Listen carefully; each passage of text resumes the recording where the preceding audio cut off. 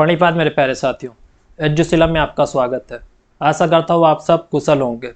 जैसा कि आप जानते हैं कि हमारा जो टॉपिक चला था क्रिया का, जिसमें से हम लोगों ने पिछले क्लास में जो पढ़ा था उसमें पढ़ा था प्रयोग के आधार पर क्रिया के कितने भेद होते हैं। ठीक, तो हम उसके आगे चलेंगे आज और पढ़ेंगे संरचना एवं प्रयोग के आधार पर क्रिया के कितने भेद होते हैं। ठीक, तो सबसे पहले आप लिखिए, हेडिंग डालिए संरचना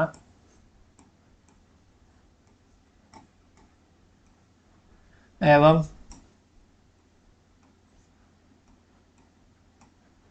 प्रयोग के आधार पर प्रयोग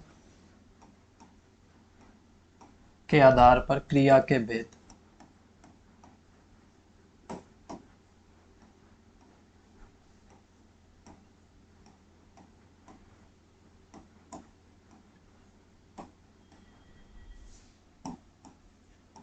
जैसा कि आप जानते हैं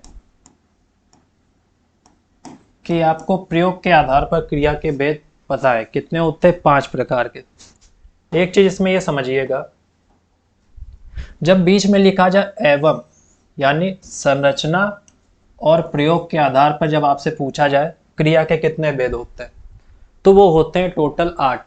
लेकिन अगर पूछा जाए संरचना या प्रयोग के आधार पर, मतलब इन दोनों में से किसी एक के आधार पर क्रिया के भेद पूछे जाए तो वो होते हैं कितने, 5 प्रकार के। जैसा कि आपने कौन कौन से पढ़े थे, पूर्वकालिक, प्रेरणार्थक, नाम धातु, कृदंत और संयुक्त क्रिया। ठीक, तो वो हो गए आपके 5 प्रकार के। कौन कौन से थे?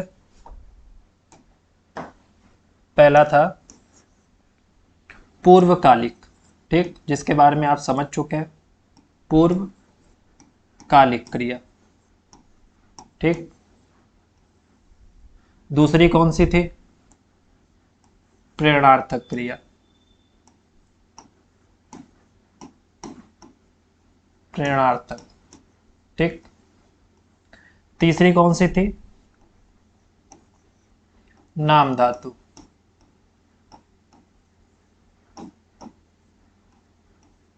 ठीक, चौथी कौन सी थी? कृदंत क्रिया, कृदंत। और पांचवी कौन सी थी? संयुक्त क्रिया। ठीक,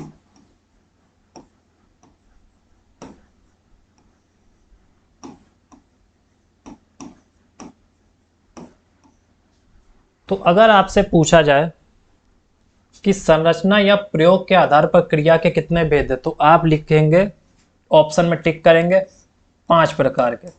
ठीक, यदि आपसे पूछा जाए संरचना एवं प्रयोग के आधार पर, ठीक, तो उसके बाद आप यहां पर 5 नहीं लिखेंगे, वहां पर आप लिखेंगे कितने प्रकार के, 8 प्रकार के होते हैं। ठीक, तो वहां ऑप्शन में आप टिक करेंगे 8 प्रकार के। थोड़ा कंफ्यूजिंग है, आपने ये 5 समझ लिए थे। अब छठवां चलते हैं, कौन सी क्रिया होती है। ठीक, 5 तक आपने पढ़ा, तो छठवीं होती है सहायक क्रिया। ठीक, छठवीं जो होगी सहायक क्रिया। सहायक क्रिया। अब सहायक क्रिया किसे बोलते हैं? आपने इंग्लिश में पढ़ा होगा हेल्पिंग वर्ब, जिसे हम लोग बोलते हैं सहायक क्रिया।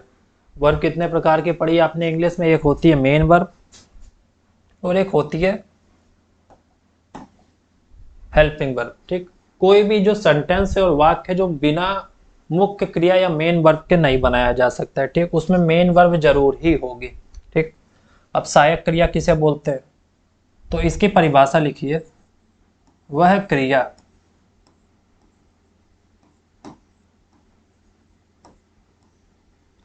जो मुख्य क्रिया की सहायता करती है। ठीक, मुख्य क्रिया यानी मेन वर्ब, मुख्य क्रिया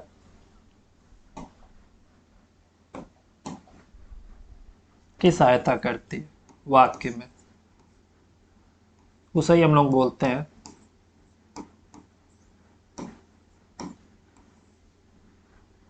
सहायक क्रिया। ठीक,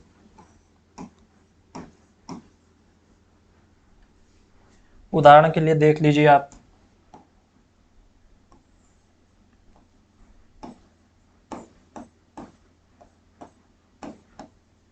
उदाहरण के लिए आप सेंटेंस देखेंगे, वाक्य,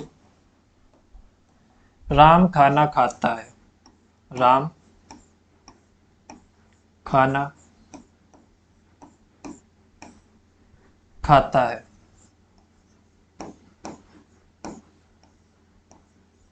ठीक, तो इसमें आपको मुख्य क्रिया और सहायक क्रिया पहचाननी है।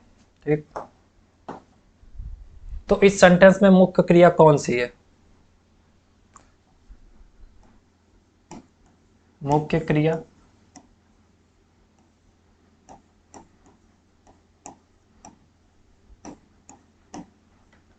और दूसरी सहायक क्रिया, जो कि परीक्षा में प्रश्न बनता है, इनमें से बताइए मुख्य क्रिया कौन सी है, उसमें आपको पहचानना है। तो यहां पर आप पहचानिए, मुख्य क्रिया हो गई आपकी खाना। ठीक, ये हो गई आपकी मुख्य क्रिया।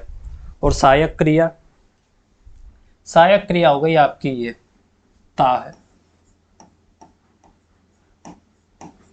जैसे इंग्लिश में आपने देखा होगा कौन कौन सी सहायक क्रिया होती हैं, is, am, are, was, were, been, being, ये सब सहायक क्रिया होती है। जितने भी मॉडल होते हैं, मॉडल वर्ब, ये सब सहायक क्रिया में आते हैं, क्योंकि ये मुख्य क्रिया की सहायता करती है।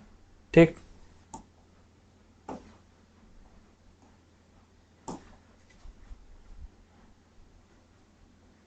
दूसरा उदाहरण देख लीजिए,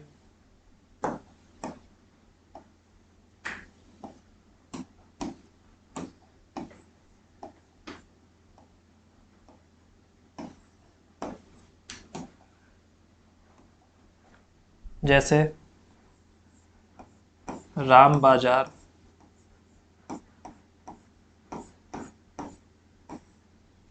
जा रहा है।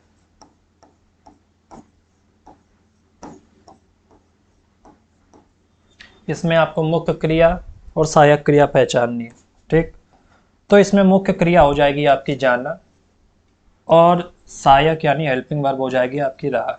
ठीक, समझ में आई बात? तो ये हो गई आपकी छठवीं सहायक क्रिया। ठीक, अब हम सातवीं पढ़ेंगे सामान्य क्रिया। अब हम सामान्य क्रिया के बारे में जानते हैं।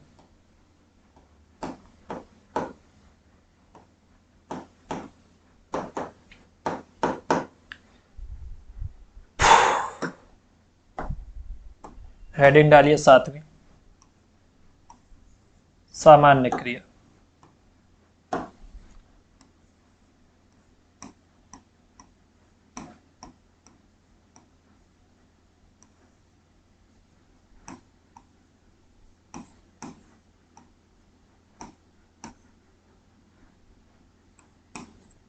सामान्य क्रिया की परिभाषा देखिए आप, जब क्रिया को पूरा करने के लिए, जब क्रिया को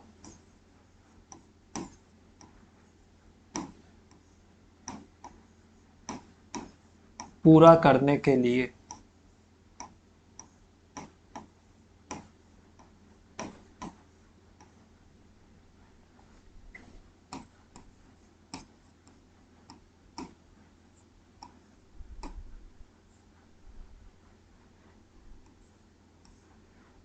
एक ही क्रियापद की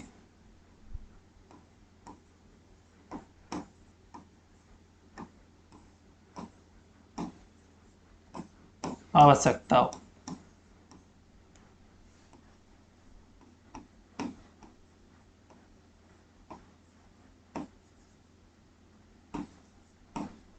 तो वहां कौन सी होती है? सामान्य क्रिया। ठीक, उदाहरण के लिए देख लीजिए,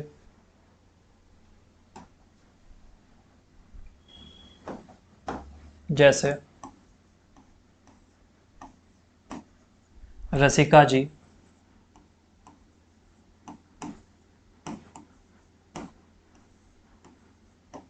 गई। तो यहाँ पर एक ही क्रियापद हुई है गई, यहाँ पर एक ही क्रिया आई है, ये हो गई सामान्य क्रिया। इसमें अन्य कोई क्रिया नहीं है, ना कोई सहायक क्रिया है, तो यहाँ पर एक ही क्रिया है और जिसे हम लोग बोलते हैं सामान्य क्रिया। ठीक। दूसरा देख लीजिए, राम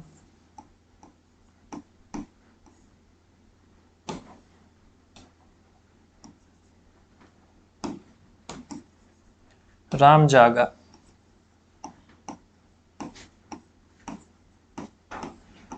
यहाँ पर कितने क्रिया है, यहाँ पर भी एक ही क्रिया है, जागना।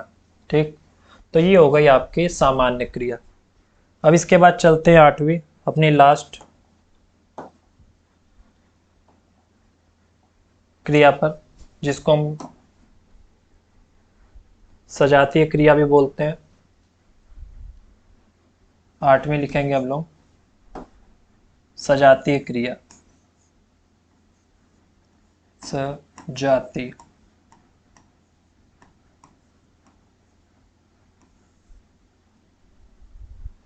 क्रिया।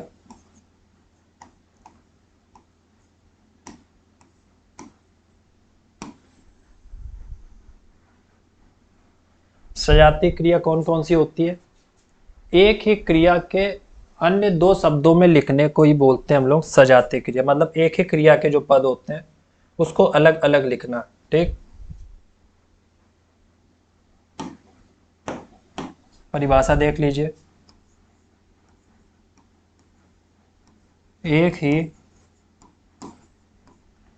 क्रिया शब्दों को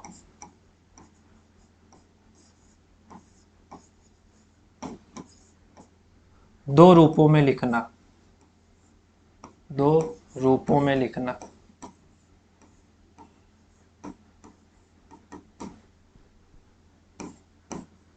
कौन सी क्रिया कहलाती है? सजातीय क्रिया। ठीक। जैसे उदाहरण देख लीजिए,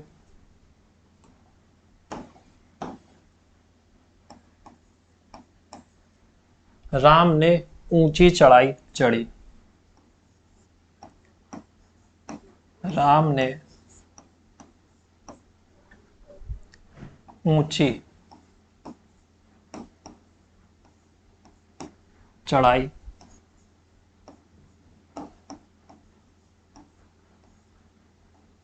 चढ़ी। ठीक। इसमें जो आप देख रहे हैं चढ़ाई चढ़ी, इसमें एक ही क्रिया के दो रूप है, चढ़ाई चढ़ना। ठीक। जैसे चाल चलन इस टाइप में जो होता है वो हो गई आपकी सजातीय क्रिया। दूसरा उदाहरण देख लीजिए,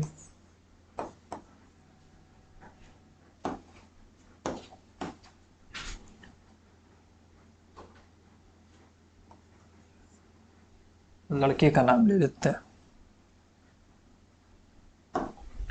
राम अच्छा नहीं लगेगा।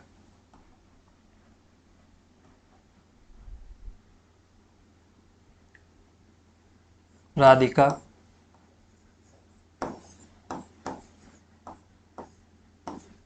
अच्छी चाल चलती है।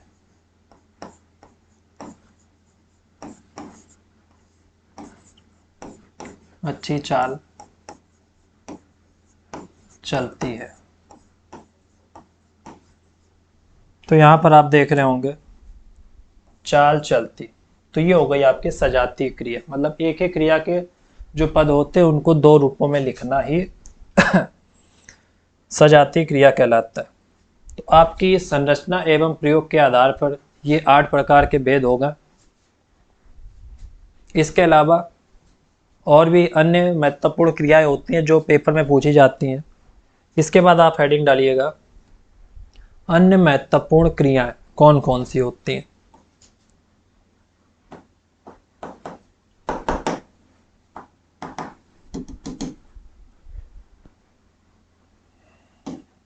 हेडिंग डालिए अन्य महत्वपूर्ण क्रियाएं।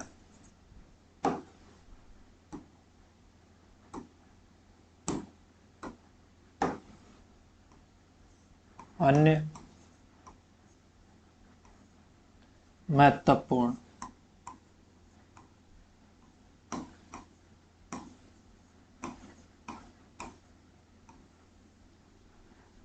क्रिया।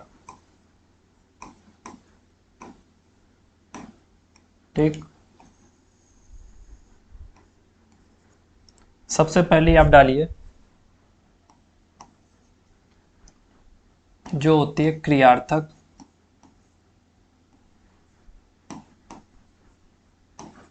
क्रियार्थक संज्ञा क्रिया। क्रियार्थक संज्ञा क्रिया। ठीक, ये क्रिया कौन कौन सी होती हैं? तो ये क्रिया वे क्रिया होती हैं जिसमें आपके हित के लिए बात कही जाती है। जैसे उदाहरण के लिए आप देख लीजिए, ज्ञान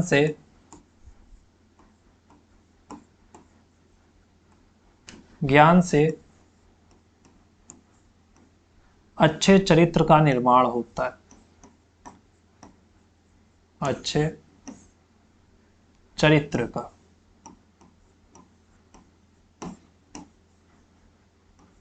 का निर्माण होता है।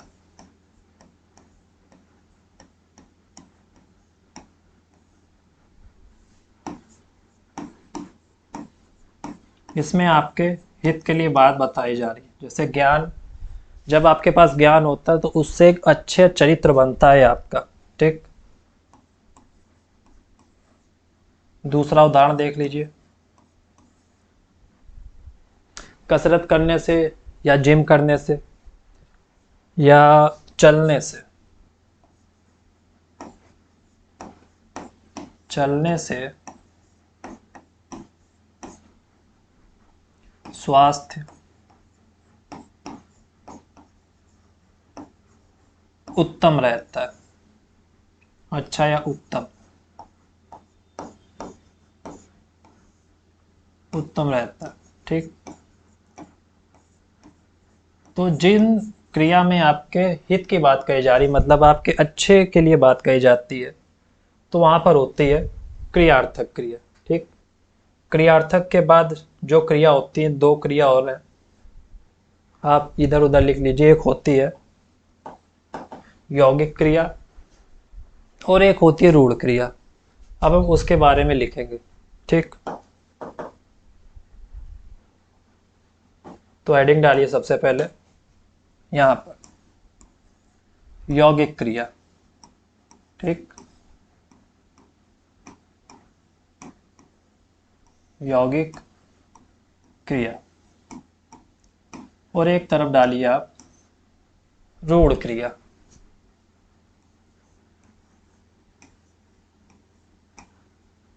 रूढ़ क्रिया, ये दो क्रिया हो गई आपकी। इसके बारे में हम जानेंगे। यौगिक क्रिया कौन कौन सी होती है? तो यौगिक क्रिया वो होती है जिसमें मूल धातु आपको पता है कौन कौन से होते हैं। मूल धातु के साथ ना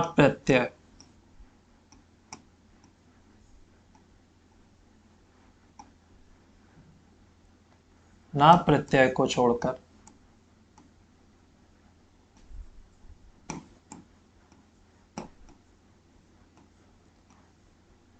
अन्य सभी प्रत्यय आते हैं। ठीक, अन्य सभी प्रत्यय हो तो वहां पर कौन सी क्रिया होती है? वहां पर यौगिक क्रिया। जैसे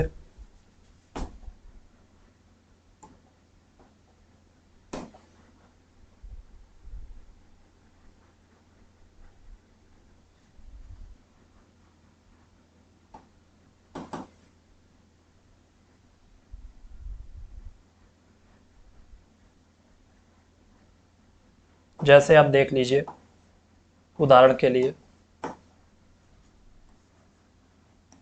चढ़ाना, चढ़वाना,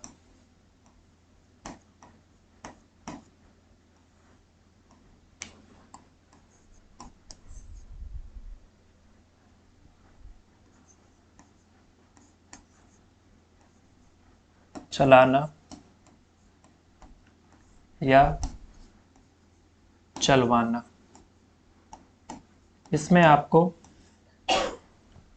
ना प्रत्यय नहीं मिलेगा, लेकिन आपको यहाँ पर ना दिख रहा होगा, आप सोचोगे यहाँ पर ना है, लेकिन यहाँ पर ना नहीं है। जैसे समझिए आप, यहाँ पर आया है आना, इधर आया है वाना, ठीक, यहाँ भी आना और यहाँ पर वाना, ठीक। तो यौगिक क्रिया जैसे आपको पढ़ा था प्रेरणार्थक में, प्रथम प्रेरणार्थक और द्वितीय प्रेरणार्थक बता, जिसमें आना और वाना आते थे, तो उन्हीं दोनों को मिक्स करके ही बनती है यौगिक क्रिया, ठीक। यहाँ पर आना, वाना, इसके अलावा भी अन्य जो भी प्रत्यय मिले आपको, वो आपकी हो जाएगी यौगिक क्रिया, जिसमें आपको ना प्रत्यय ना मिले, ठीक। अब हम रूढ़ क्रिया पढ़ते हैं। रूढ़ क्रिया कौन कौन सी होती है? जिसमें मूल धातु के साथ, मूल धातु प्लस ना प्रत्यय होता है, यौगिक में नहीं होता और रूढ़ में होता है, ठीक। ना प्रत्यय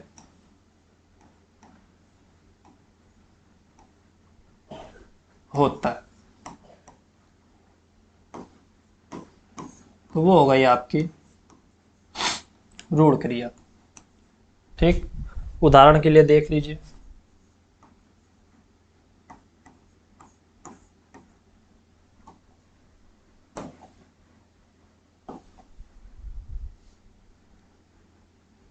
पढ़ना,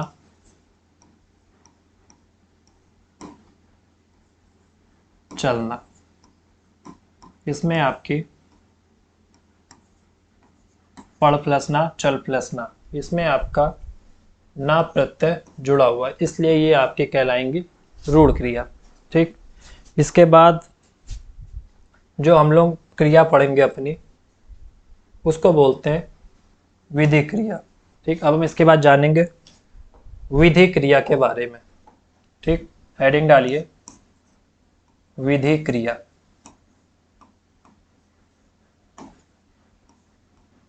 विधि क्रिया, विधि का विधान। तो विधि क्रिया किनको बोलते हैं? जिन क्रिया में आज्ञा का पता चले, ठीक। आज्ञा, जिन क्रिया में, परिभाषा जान लीजिए, जिन क्रिया में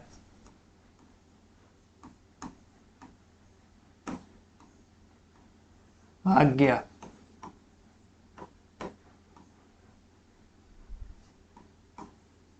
का पता चले,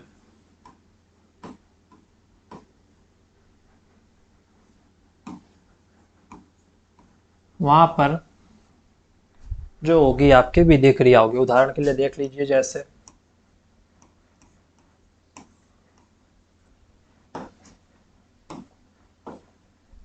यहां से तुरंत चले जाओ, ठीक। उदाहरण के लिए लिखिए, यहां से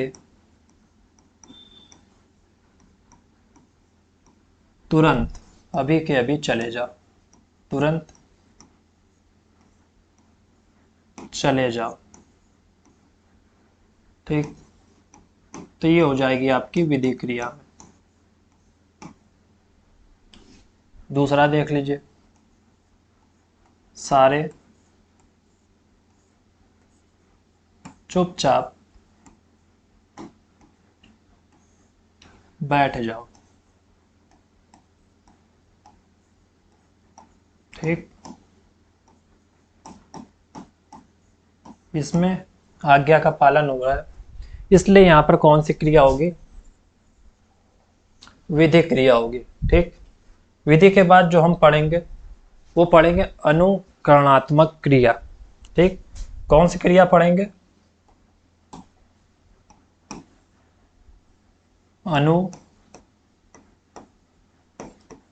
अनुकरणात्मक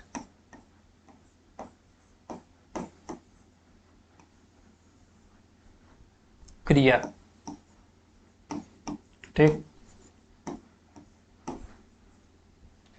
अनुकरणात्मक क्रिया, जिसमें से आपको यहां पर एक शब्द दिख रहा होगा, अनुकरण। ठीक, जिन शब्दों में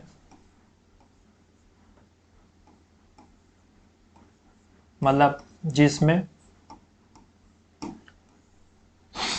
शब्दों का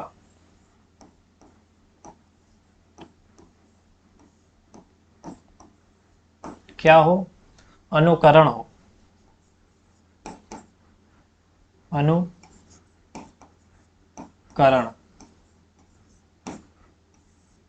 हो, वहां पर होती है अनुकरणात्मक। अनुकरण का क्या मतलब होता है? अनुकरण मतलब यानी पुनरावृत्ति। जैसे किसी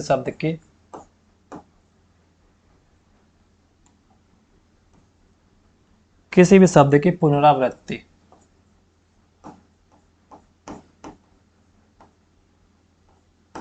पुनरावृत्ति मतलब एक ही शब्द बार बार लिखा जाए, बार बार प्रयोग हो। जैसे उदाहरण के लिए देख लीजिए,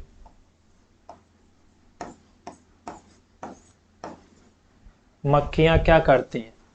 भिन भिनाती हैं। ठीक, जैसे भिन भिनाना, भिन भिनाना।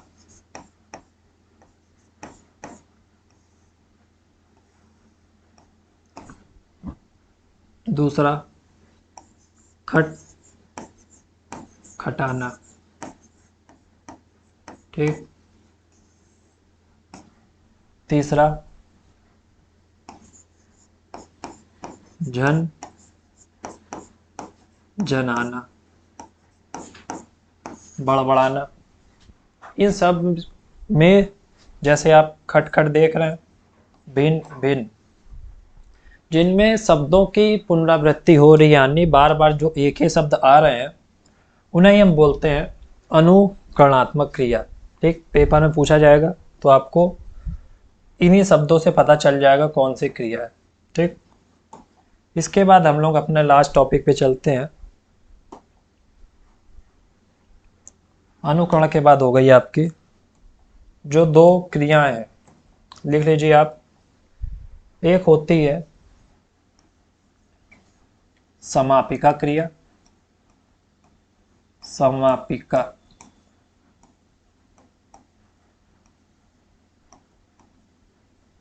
और दूसरी तो आप समझे गए होंगे कौन सी हो गई? असमापिका क्रिया। ठीक,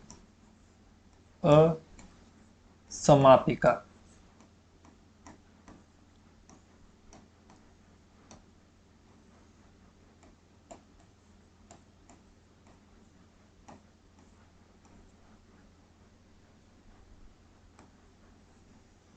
आपको इसके नाम से ही पता चल रहा है, समापिका मतलब समाप्ति में। इसमें जो क्रिया होती है ये सिर्फ वाक्य की समाप्ति पर ही लगी होती है, तो उसे ही हम लोग बोलते हैं समापिका। जैसे परिभाषा देख लीजिए, क्रिया सिर्फ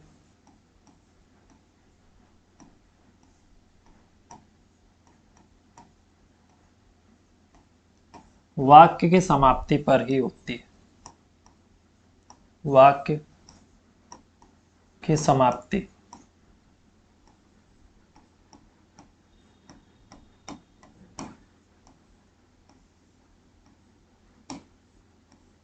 लगी होती।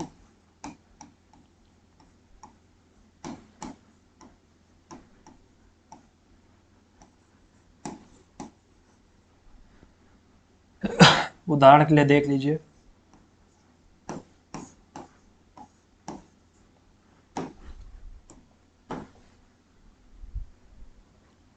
बच्चे कक्षा में पढ़ते हैं। कक्षा में पढ़ते हैं। ठीक, तो यहाँ पर जो क्रिया हो रही है पढ़ना, ये वाक्य के अंत में ही हो रही है। इसके अलावा यहाँ पर और कोई क्रिया नहीं है। कहीं आपको दिख रही है? नहीं। तो इसी को बोलते हैं हम लोग समापिका क्रिया। अब हम लोग किसकी ओर चलते हैं? असमापिका क्रिया। इसकी परिभाषा देख लीजिए। इसमें जो क्रिया होती है वो सिर्फ वाक्य की समाप्ति पर ही नहीं, वाक्य की समाप्ति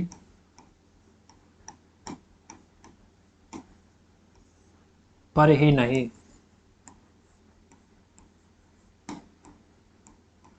अपितु यानी बल्कि अन्य स्थान पर भी लगी होती है। अन्य स्थान पर भी होती है। उसे हम लोग बोलते हैं असमापिका क्रिया। क्रिया सिर्फ वाक्य के समाप्ति पर ही लगी होती है, और ये लिखा है सिर्फ वाक्य के समाप्ति पर ही नहीं, मतलब समाप्ति पर तो लगी ही होगी, उसके अलावा भी अन्य स्थान पर लगी होगी। इसका मतलब ये होता है। ठीक,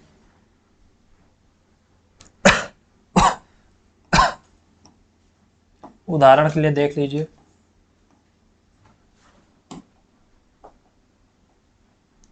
मैं अध्यापक से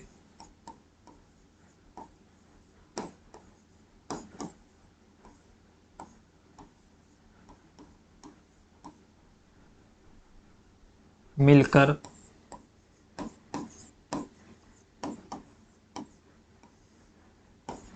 अभी लौटा हूं।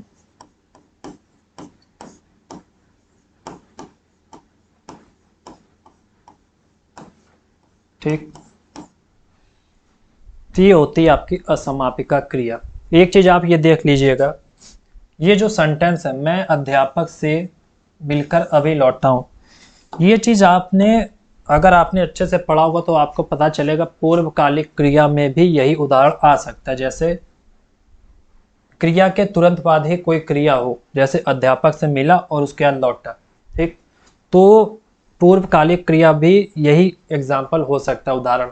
लेकिन जो आपका पेपर है, पेपर में या तो पूछा जाएगा, उसमें एक ही ऑप्शन आएगा, पूर्वकालिक क्रिया या असमापिका क्रिया। इन दोनों में से कोई एक ही ऑप्शन देखने को मिलेगा, इसके अलावा दोनों ऑप्शन देखने को नहीं मिलेंगे। अगर दोनों ऑप्शन देखने को मिलेंगे तो वो क्वेश्चन गलत होगा, क्योंकि ये दोनों थोड़ा सेम ही सेम होते हैं। इसीलिए यदि आपको ये ऑप्शन दिखे तो आपको वहाँ पर अगर समापिका क्रिया दिख रही है तो उस पर लगाइएगा, या तो पूर्वकालिक क्रिया या तो उस पर, दोनों एक साथ आपको देखने को नहीं मिलेंगे। ठीक, और इसी के साथ हमारा आज का चैप्टर है क्रिया, उसका थींड हो जाता है। समझ में आए? मतलब द एंड। ठीक, तो कल हम अपने नए चैप्टर की ओर चलेंगे जो कि विशेषण होगा। कल से हम विशेषण शुरू करेंगे। आज के लिए बस इतना ही। धन्यवाद। ठीक।